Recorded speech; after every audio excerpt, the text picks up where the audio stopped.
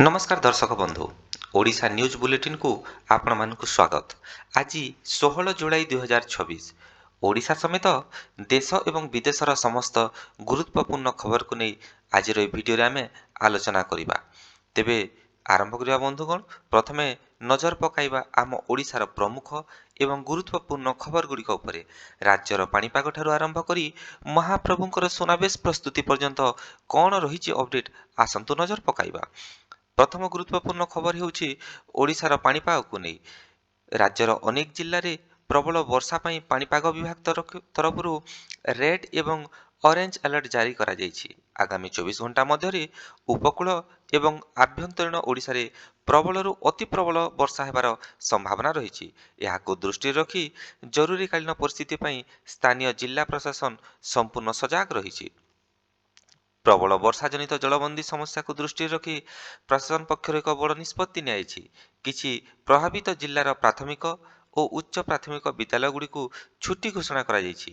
पिलामानंकर यातायात एवं सुरक्षा प्रति सतर्क रहिबाकु शिक्षा विभाग एवं स्थानीय जिल्लापाल को स्वतंत्र निर्देश मध्य दिया ଯାଇଛି। एसएमएस सीपीटी आपत्ति विंडो। ओडिशा उच्च शिक्षा क्षेत्र आसुछि एक बड़ खबर। ओडिशा उच्च शिक्षा विभाग पक्षर सीपीटी 2026 प्रोविजनाल मार्क आपत्ति विंडो आज ठारू खोली। जो छात्र छात्री माने ऑफिशियल एसएमएस पोर्टल को जाई ऑनलाइन माध्यम रे अभियोग दाखल करने को चाहती से माने निर्धारित समय सीमा मध्य लॉगिन करी आवश्यक दलील सह आपत्ति दाखल करि पारिबे। महाप्रभुंकर भव्य सुनावेश। पुरी रथयात्रा समय सबुठारु बड़ उत्साह। महाप्रभुंक सुनावेश पाई श्रीमंदिर प्रशासन एवं सेवायतंक प्रस्तुति संपूर्ण होईछि। श्रृंखलित दर्शन पाई बड़दाण्डरे व्यापक सुरक्षा बल मुतयन करा जाईछि, जहा फलरे देश विदेश आसुवा भक्त माने सुरक्षित भावे रथ उपरे रथारूढ़ ठाकुरंकु दर्शन करि पारिबे। सुभद्रा योजना रे महिला को आर्थिक सहायता। महिला मानक पई राज्य सरकार एक अति लोकप्रिय पदक्षेप। सुभद्रा योजना रे ओडिशार योग्य महिला मानक प्रत्येक वर्ष 2टी समान किस्ती रे मोट 10,000 टंका प्रदान करा जिवो। एही योजना ओडिशार प्राय 1 कोटी महिलांकर आर्थिक स्वावलंबनशीलता को मजबूत करिबारे बड़ सहायक हेबो बोली आशा रखा जाउछि। ओडिशा बजेट 2026 पई आवंटन। राज्यर सर्वांगीन विकास पई बजेट प्रक्रिया जारी रही।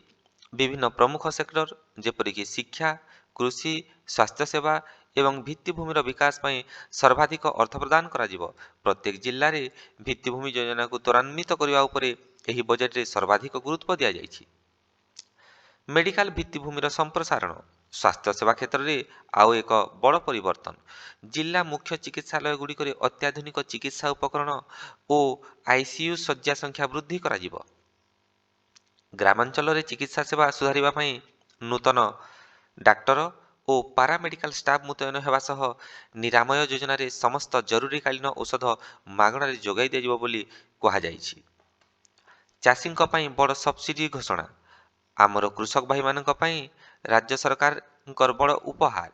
नुआ ट्रैक्टर एवं सेच जंत्रपाति किनिबा उपरे चाषी को 50% रु 75% पर्यंत सरकारी सब्सिडी प्रदान करा जिवो।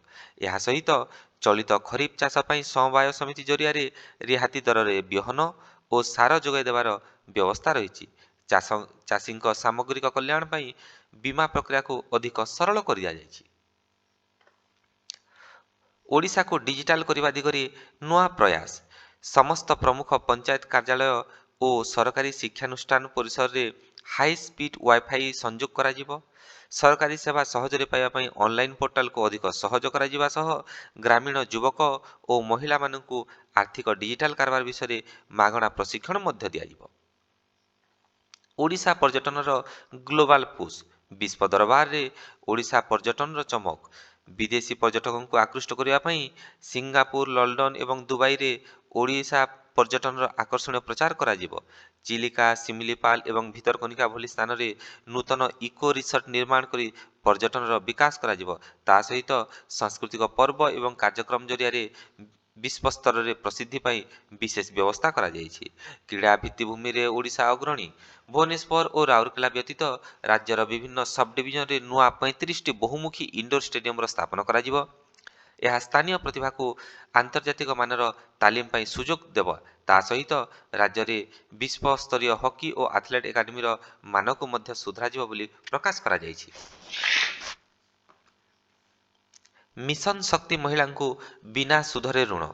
ହଁ ଆଜ୍ଞା, ସ୍ୱୟଂ ସହାୟକ ଗୋଷ୍ଠୀ ଏସ୍ଏଚ୍ଜିର ମହିଳାମାନଙ୍କୁ ସ୍ୱାବଲମ୍ବୀ କରିବା ପାଇଁ ବିନା ସୁଧରେ 5 ଲକ୍ଷ ପର୍ଯ୍ୟନ୍ତ ଋଣର ସହାୟତା ମିଳିବ। ତା ସହିତ ଏହି ଅର୍ଥରେ ମହିଳାମାନେ ଉନ୍ନତ ଗୃହ ଶିଳ୍ପ, ହସ୍ତତନ୍ତ ଏବଂ ଖାଦ୍ୟ ପ୍ରକ୍ରିୟାକରଣ ଭଳି ନୂଆ ଉଦ୍ୟୋଗ ଆରମ୍ଭ କରିପାରିବେ। ତା ସହିତ ସେମାନଙ୍କର ଉତ୍ପାଦିତ ସାମଗ୍ରୀର ବିକ୍ରି ପାଇଁ ମଲ୍ଟି ସେକ୍ଟର ଇ ମାର୍କେଟର ମଧ୍ୟ ସୃଷ୍ଟି କରାଯାଇଛି। ଓଡ଼ିଶାର ପ୍ରମୁଖ ସହର ଗୁଡ଼ିକରେ ସ୍ୱଚ୍ଛତାର ଅଭିଯାନ ପ୍ରତି ଦୃଷ୍ଟି ଦିଆଯାଇଛି।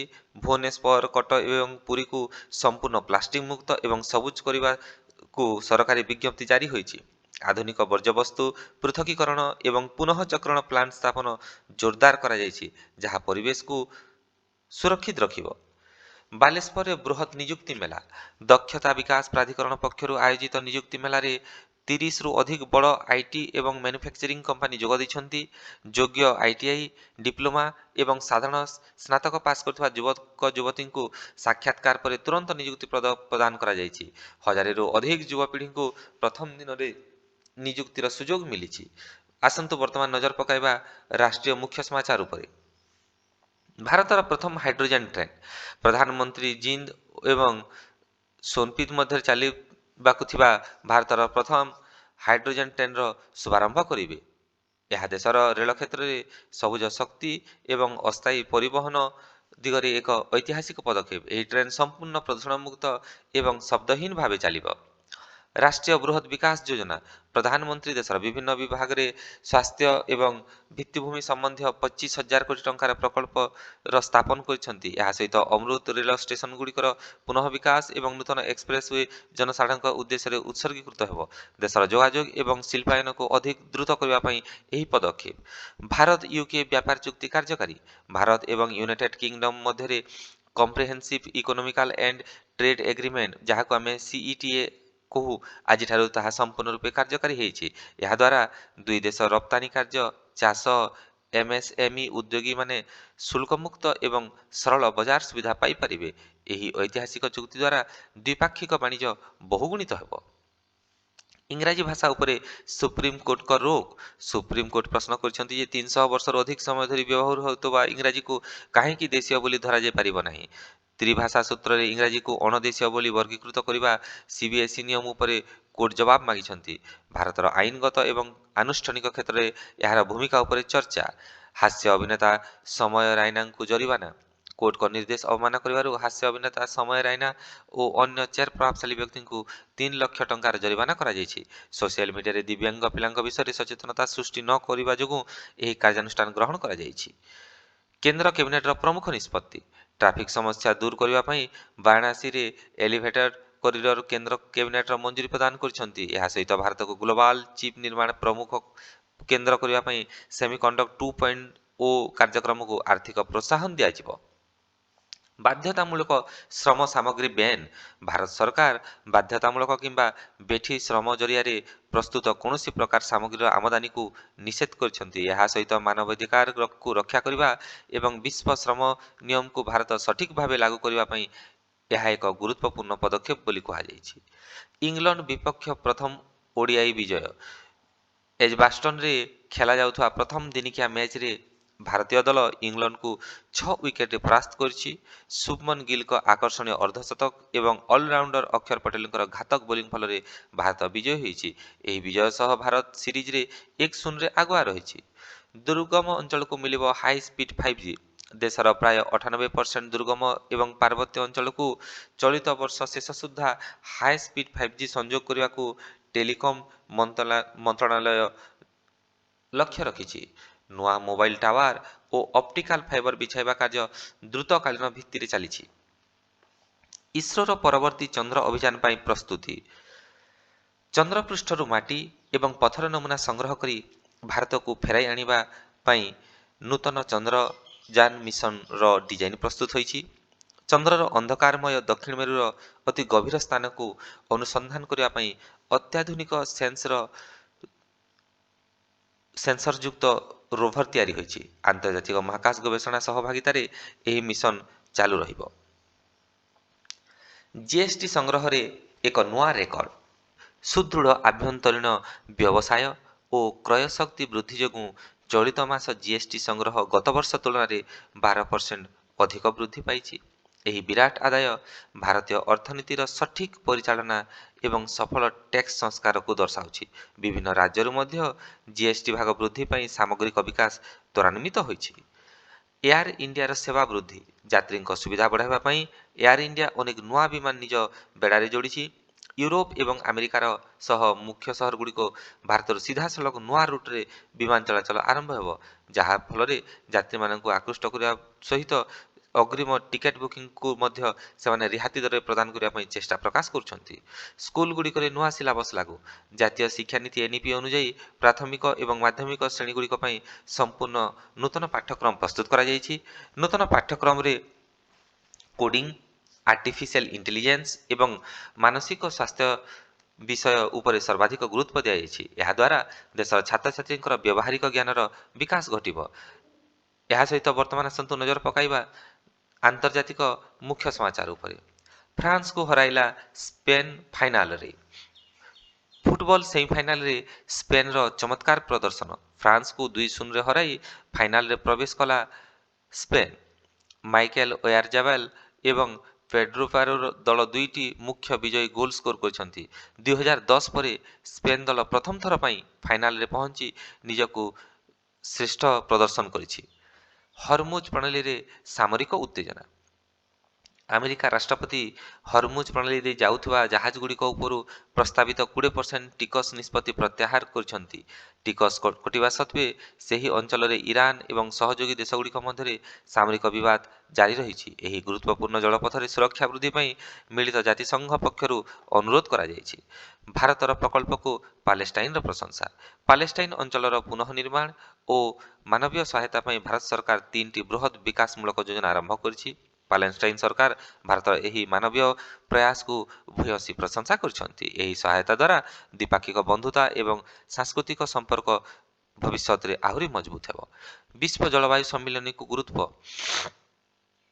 ବିଶ୍ୱର ବିକଶିତ ଏବଂ ବିକାଶଶୀଳ ଦେଶଗୁଡ଼ିକ କାର୍ବନ ନିଗମନକୁ ଶୂନ୍ୟ ସ୍ତରକୁ ଆଣିବା ପାଇଁ ଏକ ନୂତନ ସମୟସୀମା ଧାର୍ଯ୍ୟ କରିଛନ୍ତି। ଗରିବ ଦେଶଗୁଡ଼ିକୁ ସୌର ଏବଂ ପବନ ଶକ୍ତି କାର୍ଯ୍ୟକାରୀ କରିବା ସାହାଯ୍ୟ କରିବା ପାଇଁ ଗ୍ଲୋବାଲ ପାଣ୍ଠିର ସ୍ଥାପନ କରାଯାଇଛି। ଏଆଇ ନିୟନ୍ତ୍ରଣ ପାଇଁ ୟୁଏନ୍ର ନୂଆ ନିୟମ। ଆର୍ଟିଫିସିଆଲ ଇଣ୍ଟେଲିଜେନ୍ସର ସାଇବର ସୁରକ୍ଷା ଓ ଡାଟାର ଗୋପନୀୟତା ରକ୍ଷା ପାଇଁ ଜାତିସଂଘ ନୂଆ ନିୟମ ଆଣିଛି। ବେଆଇନ ଏଆଇ କ୍ଲୋନିଂ ଏବଂ ଡିପଫେକ୍ ମାଧ୍ୟମରେ ହେଉଥିବା ବିଭ୍ରାନ୍ତିକର କାର୍ଯ୍ୟ ଉପରେ କଡ଼ା ନଜର ରଖାଯିବ। ଯେକୌଣସି ବି ପ୍ରଯୁକ୍ତି ଯେପରି ବ୍ୟକ୍ତିଗତ ଗୋପନୀୟତାକୁ ଉଲ୍ଲଂଘନ କରିବ ନାହିଁ, ତାହା ନିଶ୍ଚିତ ହେବ।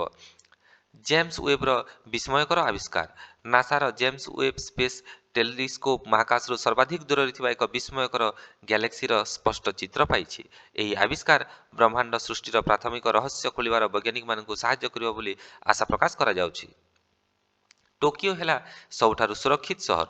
ଆନ୍ତର୍ଜାତୀୟ ଭ୍ରମଣ ସର୍ଭେ ଅନୁଯାୟୀ ଜାପାନର ରାଜଧାନୀ ଟୋକିଓକୁ ପର୍ଯ୍ୟଟକ ଓ ସାଧାରଣ ଯାତ୍ରୀଙ୍କ ପାଇଁ ଏସିଆର ସବୁଠାରୁ ଶୃଙ୍ଖଳିତ ଏବଂ ସୁରକ୍ଷିତ ସହର ଭାବରେ ଘୋଷଣା କରାଯାଇଛି।